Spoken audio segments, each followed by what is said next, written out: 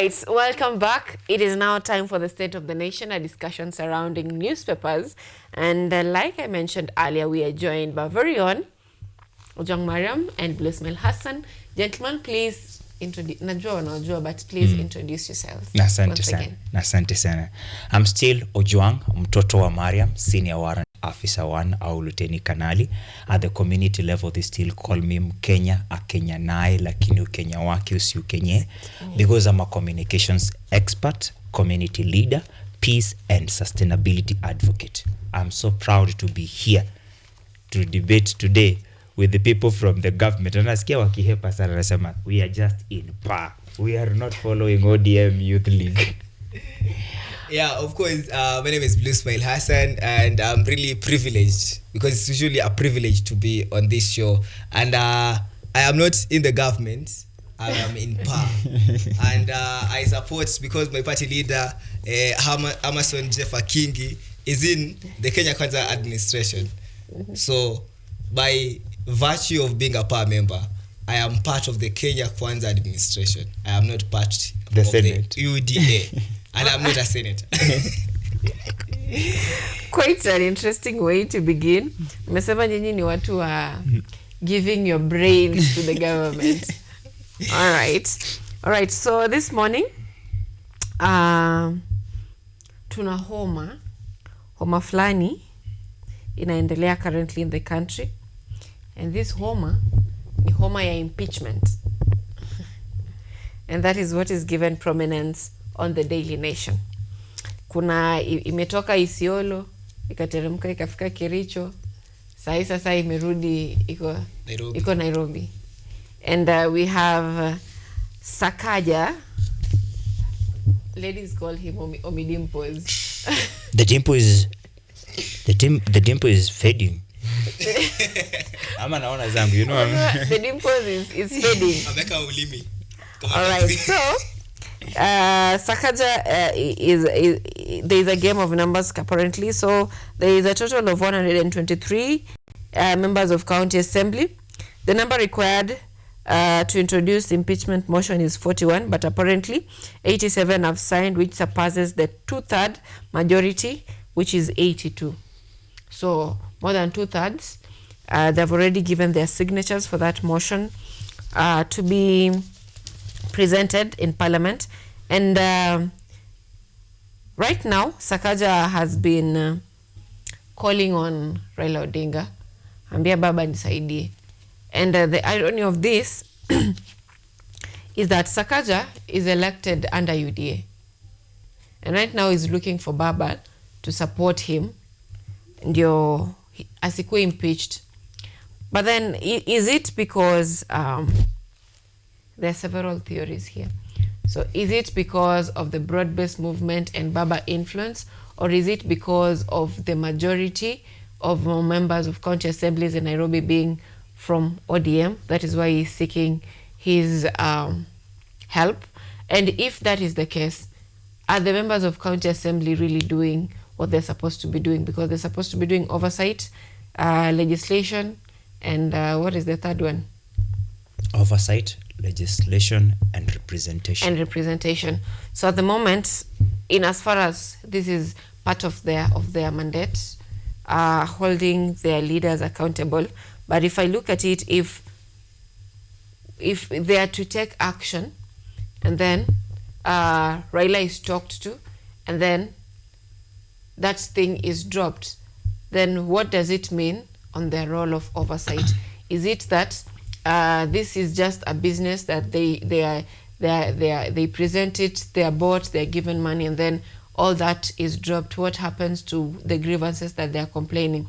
And this also brings me to ask the questions: is their complaints, or are their complaints legitimate? Let me begin from you, John. Thank you for beginning from me. I'm a resident and a voter in Nairobi, Roysambu constituency, to be precise. I know Sakaja. I've never met Sakaja, but I know Sakaja. In 2022, I campaigned against Sakaja because I was a Jubilee Party member voting and rooting for Polycarp Igathe to manage this county. Sakaja went in under the wave of Hustler Nation Initially, he was a candidate of ANC, Amani National Coalition, and then when UDA got a wave that was strong enough to swipe Margaret Margaret Wanjiro away from the gubernatorial race, he took the governorship under UDA. He brought something that has been instrumental in the community or a community level called Sakaja Super Cup. Apart from Sakaja Super Cup, he ensured that he has worked with organizations like Food for Education to own Dishina County. Those two things have kept the name of Sakaja, at a high level. It's a PR that has been used to cover all the ills, all the marginalization, all the discrimination of resources. I am talking about real infrastructural development that was promised according to the manifesto. The people of Kiwanja, KM, Kamai have not benefited from any road infrastructure under his leadership.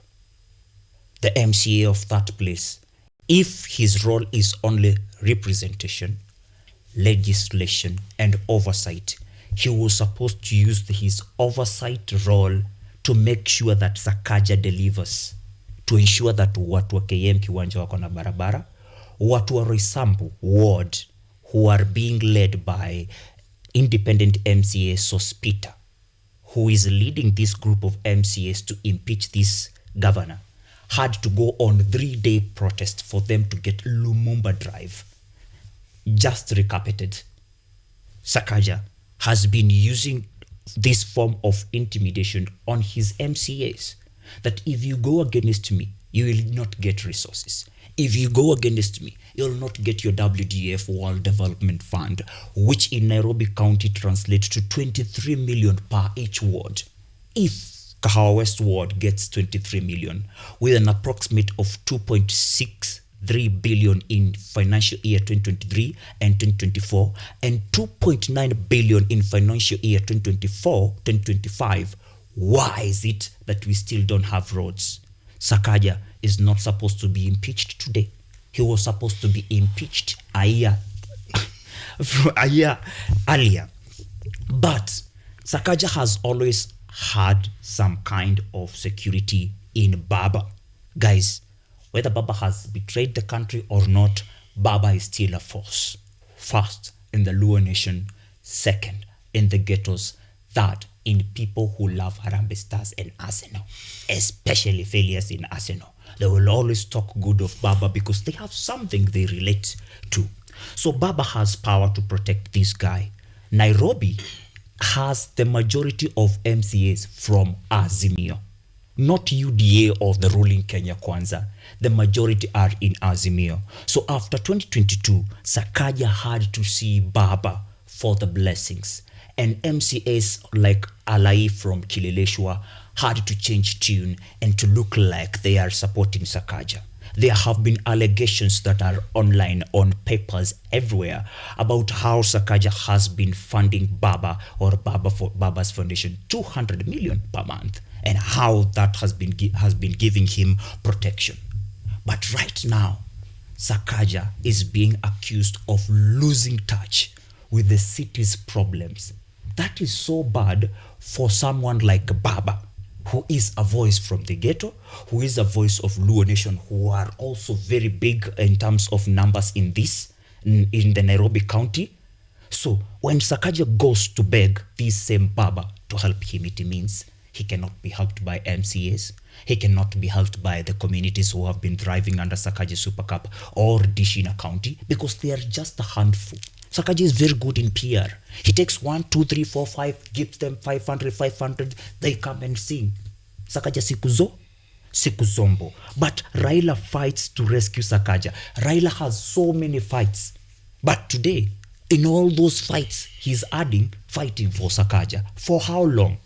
If he survives, because he can survive in the Senate, not in the assembly. The assembly has decided if 41 number is the number of MCAs needed to impeach him, but 87 are and have already signed the impeachment motions, it means his goods is cooked in Nairobi County Assembly. But in the Senate, he could survive because of Baba effect.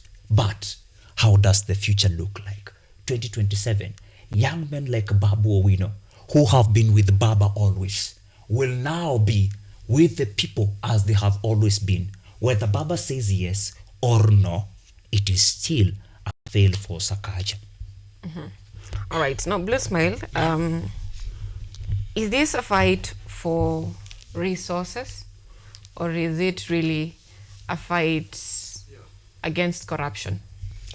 I really don't think that it's a fight against corruption. It's more of a fight for resources, because when you look at all these grievances that the meeting with Baba and the MCAs and the county leadership that happened in Karen and in the Jaramogi Odinga Foundation, which has been in the previous weeks, even as this impeachment has been going on. This is according to the Daily Nation. You see that the MCAs are complaining that it has been hard for them to even reach to the governor, because they are gatekeepers in the whole scenario. There are some actually accusations have been flying towards the majority leader in the county assembly, because he's been gatekeeping and making it hard for MCAs to even access City Hall. And that's why you hear Ojwang saying that the MCA had to, MCA had to demonstrate for cab rolls to be put. But again, let's look at, I would like us to look at this scenario as, a moment for the governors. It is a moment of weakness for the governors to have MCAs impeaching them. If this whole impeachment process could have been done that we really need some signatures from the people, like it is with the president, it could have been better. But now we have MCAs who, with just a little altercation with the governors or the county assembly, they only think of impeachment. We saw, most of these impeachments are no longer a push for accountability, rather than they are push for, witch hunting and showmanship of bravado. Because look at whatever happened in Kericho, because we're not just talking about Nairobi, because Ojwang is really into Nairobi, but I'm talking about the flow of impeachment, as you've put it. Look at the whole nation. We saw what happened in Meru. What happened in, was it Wajir or Isiolo? Isiolo. Then we have Kericho. Now we are into Nairobi. It is more of, wacha tufanye, anaona yeye anatuweza, sisi we have power over him.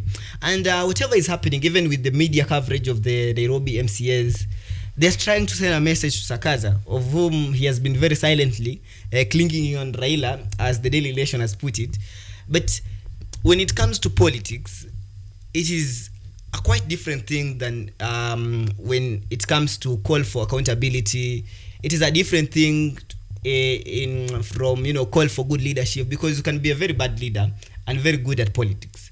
And I'm not mentioning anyone, but I'm saying we saw with politics in paradise. No, with politics, even with Sakaja, he has actually been trying to play politics with Nairobi, because he just wants to do projects that will make him appear on media. He did the crying with Additional County, and it was all over the media. He was there during the AUC with the Raila Odinga. It actually frontlined him in the media, and he's actually putting cab rolls in the city, which probably it is where the media will focus, because the city of Nairobi is transforming. But what about the Kileleshwa? What about other places where the media will probably not go and see? What about the dam sites or those ghettos that he has put it right, that Raila Odinga is the king of the ghettos? What about them? What about the MCAs? So it's a whole issue, and sadly, I think the people of Nairobi might wait a little bit longer till 2027 for probably to make the right decision, because with impeachment, it is purely politics. Mm-hmm. Yeah. So according to you, it's not about fighting corruption, it's about fighting for resources. Exactly. And just so the viewers can know that concerning that matter, Baba said that I don't care if you call me a betrayer. I'm saying what I know is right on the matters of the funds directed towards members of parliament, saying no, they should not be directed towards members of county assembly or members of the National Assembly. This should be in the county governments led by governors. So it is a fight of resources, so to say. Now, moving on the this is Daily Nation. Yes, Daily Nation. We have several business stories over there, but first I want us to talk still on matters governors and sorry, something to do with EACC. Someone told me that I'm looking at the Daily Nation, that is on page 5, on Bachok loses bid to block his arrest. Someone told me that, in this country, every member of let's say every politician or every leader has a corruption file. Each one of them, in one way or another, is corrupt. So by the time ukianza kukosoa serikali, ukianza kukua what do they call it, kidonda ama sijui wasemaje, yes, donda dugu, ukianza kusumbua kidogo, sisi wanakutolea faili yako, wanakuambia sasa si unaona, then unatulia. So I'm saying it's a tactic. Okay, I'm not saying it is a tactic, but from what from that information that every leader is corrupt in one or another. It just depends on how good are you with the government at this time, how bad are you. Ukikuwa ukisumbua sana, wanaambia ECC do this, chukua file yake. And now my question is on the independence of our oversight bodies, that is EACC, because if I look at page 7, I'm also seeing a very interesting photo there of Duale, DCI boss, and who is this again? This is SHA CEO, Dr. Mercy Mwangangi. And they're handing over 1,118 files on fraudulent facilities to DCI.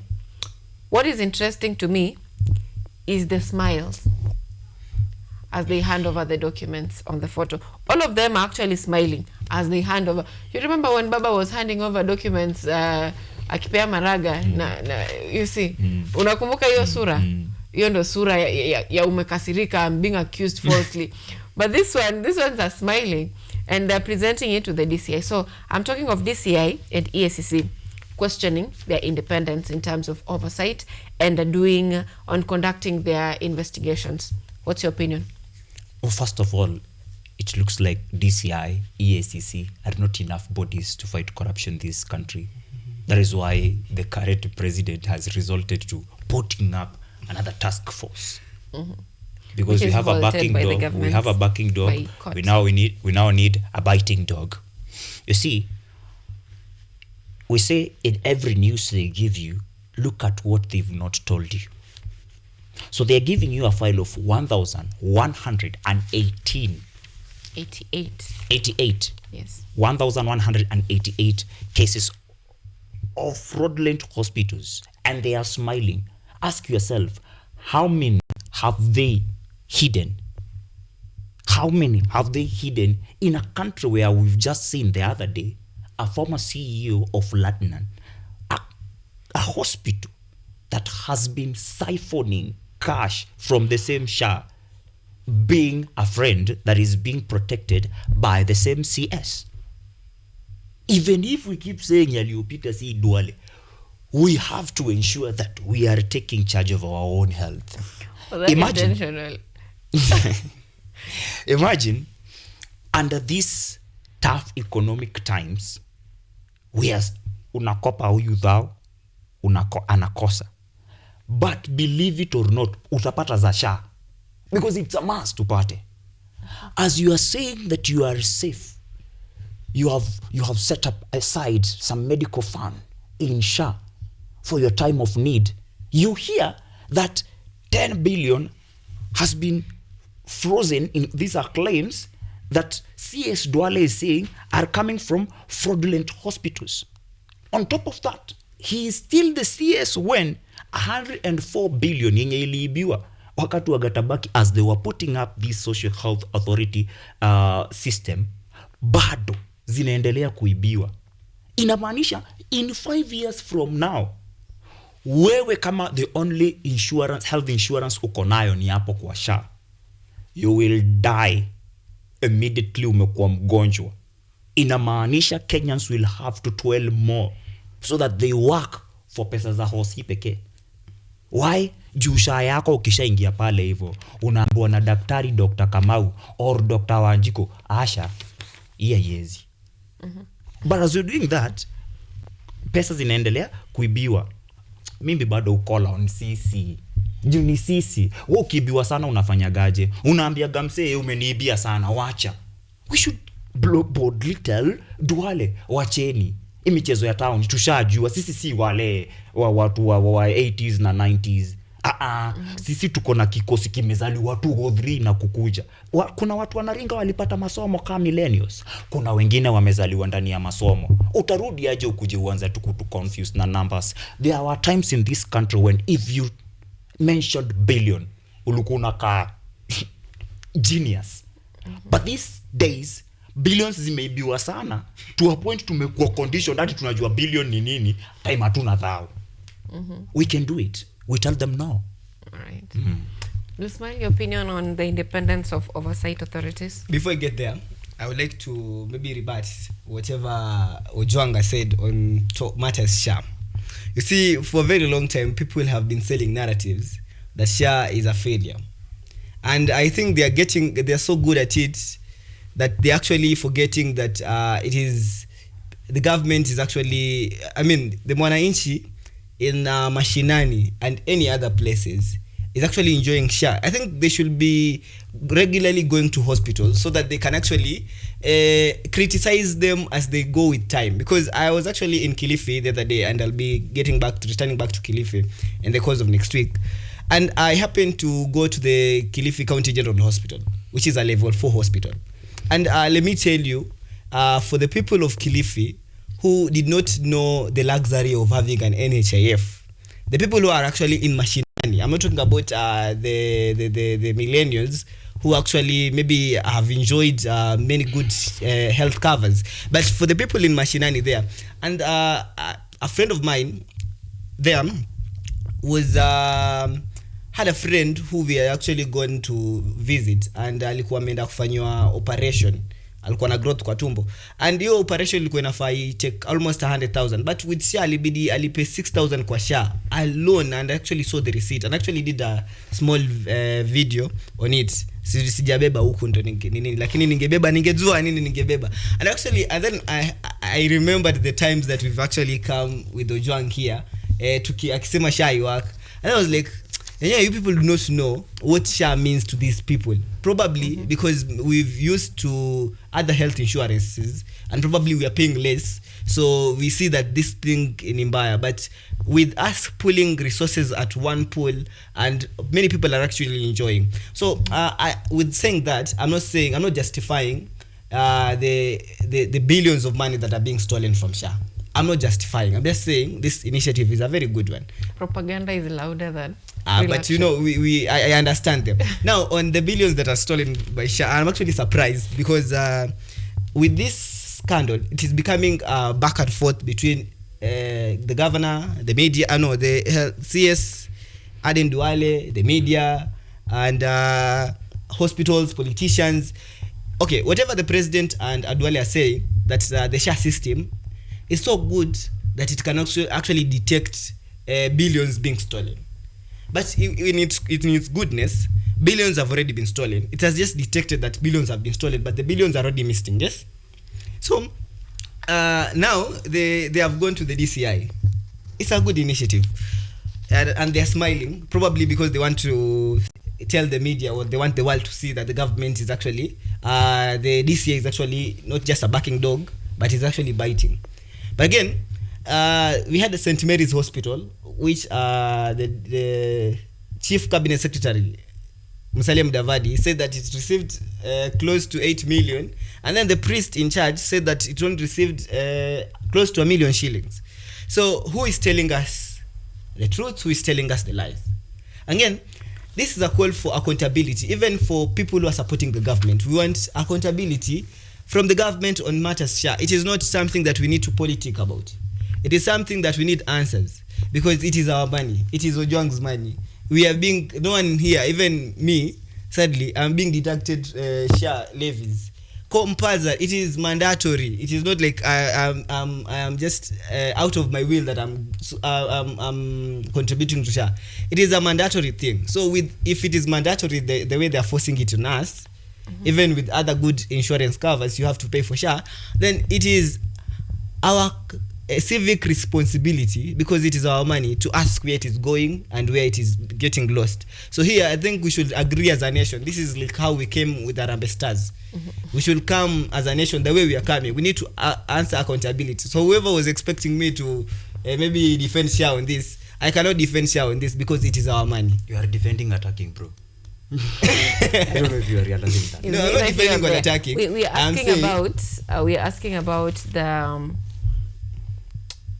independence of oversight bodies. Yeah, now let me get to there now. The independence of these bodies are probably, it is not something that has come under scrutiny under William Ruto alone. It has actually been there. This EACC and DCI have been used even against the current administration for political gains. But now I am saying it is a new reality that has to dawn upon the government and everyone who is playing with public resources, that it is not going to be business as usual if you steal from us. These bodies need to be very independent. If they were not independent in 2022 under Uhuru Kenyatta, they cannot be less independent under Ruto, because they are dealing with our money, our resources as Kenyans. And if I do not know if the government has realized, or ESSC has realized, I saw the prayer by the newly appointed ESSC chair. It was a prayer of corruption, and it was a very good prayer. And I hope that we get away from the prayers and get into action. Well said, because Please. I was just about to say that in this country, just a minute, in this country, we always live by a lot of hope. You ask a leader, what are you doing? And then the leader tells you, we should. Yeah, it's always hopeful. You ask, we are seeing there are so many controversies in SHA. What is the government doing? We are working on, you see, it's always working on something. We should, it's supposed to be, someone should. It's not always ndio tunafanya sasa. Ojwang? I've listened to people who have experienced SHA from his view. But the reason I say I'm voice of ghetto is because it doesn't matter how empowered I may look. I'm still a son of that ghetto where I have had personal stories of SHA. Him telling me that we need to go to mashinani so that we can understand SHA, see its goodness and see its badness, will only translate to a Kikuyu proverb that says, Modo utaumagaraga auaga no nyina oe kuruga. That a person who does not explore will always praise their own mother for their recipes. Blue Smile has traveled from Pwani. We've met in the best university in the country, being resilient in his work. My own mother has had to call me being denied health access in a level 3 hospital, level 4 hospital, and PGH Nyeri hospital where I was born because of the same SHA. When? Listen, I'm not on trial. I'm just speaking facts. And because you've spoken and finished, I'm just requesting I finish. All right. So, my own mother, her name is Mariam, a resident of Majengo ward in Nyeri, suffering from a medical condition yenye, kila time ukiingia hosi, unaambiwa hauna SHA, utarudi nyumbani ukatafute 6K, ndo upate isha. So kama haujapata hiyo 6k utakufa. The doctors have had even to call me and ask me, hello son, your mom is here in hospital and she urgently needs not pesa za lab, she urgently needs 6,000 for SHA. But as a youth who is still struggling in the city, making ends meet for me, for my daughter, for my community, and for my parents back at home, I may lack 6k at the moment, and I may lose my mother. Yet in the constitution of Kenya that was promulgated 2010, healthcare is still a right in this country. But we are still debating on, for these people to get this healthcare, they must have 6,000 contributed to SHA.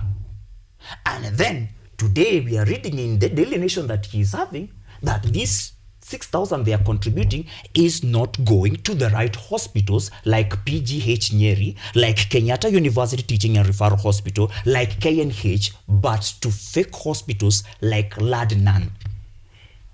Today, my mother cannot go to Ladnan, even knocking, whether it is fake or not. She can still just afford to go to that level 3 hospital, that level 4 hospital that is not accessing the funds and capitation from the national government or county government. The doctors are constantly on strike. Yesterday, the governors were meeting because of 2 things. One, how they will hire over 7,000 doctors who are on strike and others are interns. 2, how they will evade the e-procurement so that they can continue looting. Even if we want to address SHA or address these people, we need to be humane. And that's the whole reason I'm here. I'm here because I understand you, I understand him, and I understand these issues that are happening in our society. Let us be a voice, let us be a mirror, let us be truthful. That's the only way we can hold these people accountable. You cannot hold someone accountable without truth. Because it is truth that will make you yesterday to hold this view, today same view, tomorrow this view. All right. And to our viewers back at home, that story on governors defying route on e-procurement is on the Daily Nation on page 6. Moving on, I want us to talk a little bit on matters education. The Standard talks about big economy lie, and they quote Mbadi, who is saying that the economy is stabilizing, but the analysts were saying that the situation is different.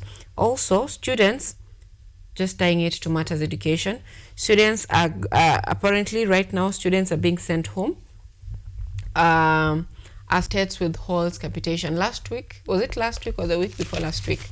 We had Mbadi say that around 23 billion will be released for school capitation.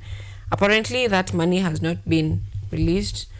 This is as far as the Daily Nation saying that day schools are bearing the brunt of the financial strain, relying entirely on government funds for their operational cost. And it's a question of if free education is really free in the country. But then, now that we are talking on matters education, yesterday we had 2 stories in relation to young people in school. One was in Narok, where a 9-year-old boy was found dead in the dormitories, and his throat was slit in school. And the witnesses say there were several patches of blood around. And it's a sad story because I'm looking at it in this way. Our children are not safe in school. And back at home, in Mombasa, there's a 15-year-old boy who was sodomized by 3 men on different dates between the 8th of August to the 25th of August. That is still a story on a young person who is supposed to be in school. So they're not safe in school. They're not safe at home. But then again, they can't stay in school either because shule haiwezi wamudu. Nimetumia Kiswahili kubwa. And they have to go home. And the period between 8th to the 25th is when students were home for holidays, right? And if I look at it also, they went home earlier because schools could not be able to sustain them in school. And then so there's just a problem. I don't know if it's a problem with the education sector, or it's a moral problem, or we always we always need to find someone to blame, or is it a government's problem? So from where I want to get your analysis on what I've mentioned on the same. Let me begin with Blue Smile this time, Brian. Okay, so it's very unfortunate that we are seeing the cases of young pupils losing their lives in schools. A school should be a safe place or a safe space where the security of your child is guaranteed. That's why parents wake up early in the morning, send their children to school, because they're not sending their children to school so that they can die in those premises. And a school, being a government body or an entity that is part of the government and the Ministry of Education, should guarantee parents security. And so unfortunate, we've had people dying, but we couldn't. No one would, in their wildest of their minds, would even think that such a case can happen in a school. So government should really work on that, and investigations to be done. Not that I have any power to ask them to do any investigation, but as a Kenyan of goodwill who is actually equally devastated with that scenario, I will actually call on the government to speed in and hasten the investigations. On other matters, maybe on the other matters of sodomy and stuff, that's so unfortunate. But let me talk about capitation here. You see, there were talks that actually were going on last time that probably the government does not have the muscles to fund free education. But of course, we like what is popular, and it is the problem with this country.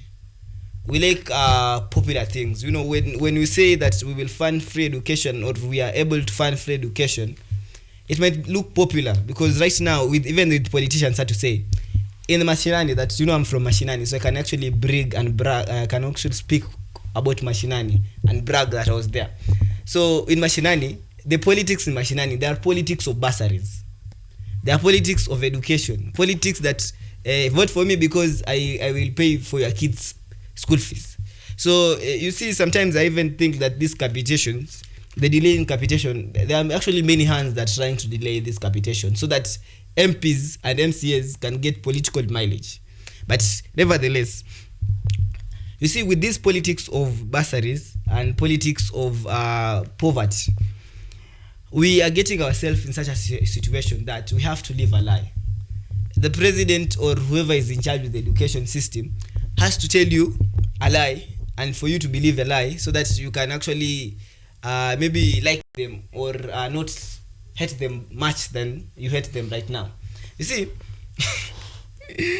you see now. Oh my God. Like you're told what you want to hear. Yeah, I just want to hear, because probably if I tell you that we actually do not have the money, because right now the economy is in bad, is not doing right. You hate us already, but you will hate us more, and we do not want that. But you know why Kenyans do that? Because the Treasury CS says he has the authority to bring up a budget of something that comes up. So kuna pesa ya imetengwa mahali ya vitu zenye zina come up, and there's also the spendthrift nature of our leaders. We have them spending extravagantly. We have them having tea allowances of up to 50,000 Kenyan shillings. And you see, we've also had situations where they vouch for an increase in their salaries. And someone is vouching for a salary of around 1 million Kenyan shillings. And clearly, they're not doing nothing, but what they're doing is not worth that 1 million Kenyan shillings. Because someone who, let's say, a teacher goes to work, he needs to prepare tea pads. Is it? Oh my God, I'm a very the tea pads, lesson plans. They have to stand for around 8 hours teaching and getting angry with students who are sometimes even rejecting them. What do we call this word when a child they are repelling and they just wanakataa vitu. So that teacher is working from 8 to 4 p.m, sometimes going even to evening preps and all that. That person is paid 50,000 shillings, na hiyo ujaanza kutoa SHA, ujaanza kutoa sijui shaf, ujatoa hata housing levy. That person works for 8 hours. This other person, okay, there are days when they're in session for around. Just think about that. And this person is vouching for 1 million shillings. I get you, but now we're talking about we've gone away from low capitation to talking about inequalities, of which there will always be inequalities, by the way. And I think the problem here is we've always budgeted more for education, even during Kibaki's time. But even during Kibaki's time, the teachers used to go to strike, on strike. Uhuru's time, we had the best budget because we had the 4 agendas, and one was education, and the budget was there immensely for education, but still people used to complain. Capitation. The problem is not the budget. The problem is release of funds. No, I'm getting there. Now the problem, even with budgets, we budgeted them, and the Minister of Education and the Treasury put a lot of funds there, but still the problems are persisting. We need to come as a nation now, ask ourselves, do we really have the muscles for this thing? Because it is good on paper. By the way, many things in Kenya are very good on paper, and most of us are, let me don't point that because I'll be attacked by Ojwang. But there's a lot of disillusion in this nation that because something is working in another country, that it has to work. But there are a lot of factors that are actually not working for us. And one is the Ministry of Education itself and the Treasury. A lot of money in this, there's a culture in this country where a lot of unbudgeted things usually happen, and people usually take money from the ministry that are actually budgeted for certain things that are actually put in certain unbudgeted projects, and this is where we have these deficiencies, and we are told that teachers have to wait, doctors have to wait, and these are the problems. And it is a problem that we need to look at it wholesomely, because even if we complain and put these things every day, probably they won't change, because it was very sad to see students going back home because there was no money to actually put them back in school. So it is a problem that has to be looked, and it's good that we can complain all we want and things don't change. But if we look for solutions, not just complaining, look for solution. Where is the problem? If money is budgeted for education, it has to go to schools. Mm-hmm. Accountability, it will actually help, but complaining, it won't help. All right, we have several issues we are taking opinions on. Don't attack first. Education. Give us your opinion first. I don't attack. I don't know why people are afraid. People are afraid of things that are not there. Even before you speak, you are afraid you will be attacked. You are not seeing that point could be very important for someone back in Mashinani, but you've overlooked all that because you'll be attacked. No, we should be bolder than that, guys. Education. One of my best and most favorite quotes in education or uneducation, I learned for the very first time in Kasarani Stadium, 2012, when I was being commissioned as a 2012 Wings to Fly scholar under Equity Group Foundation and MasterCard Foundation. And it is from Nelson Mandela that it is only through education that the child of a peasant or a farm worker can be a president of a great nation. That line, I've seen it live first and foremost, and in this case, on a hustler.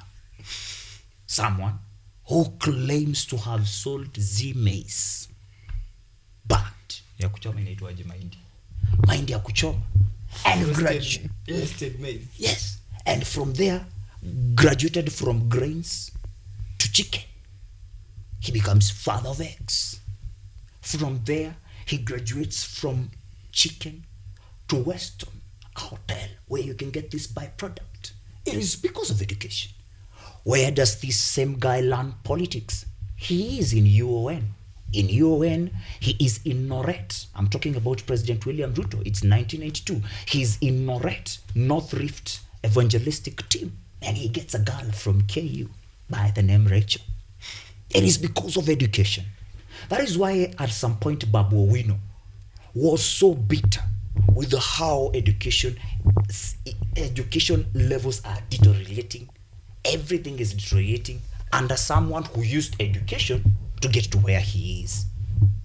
Even if teachers went on strike during the Kibaki regime, let's start from Moi regime. Nilienda shule kidogo hapo hivyo. Bado watoto walikuwa wanakuwa encouraged kuenda shule. Kulikuwa mpaka maziwa ya Nyayo, kulikuwa na chakula inaitwa Supro. Watu walikuwa wanataka kuenda shule. Na wachache wenye walikuwa wanakataa kuenda shule walikuwa wanapelekwa kwa chief. Kibaki came.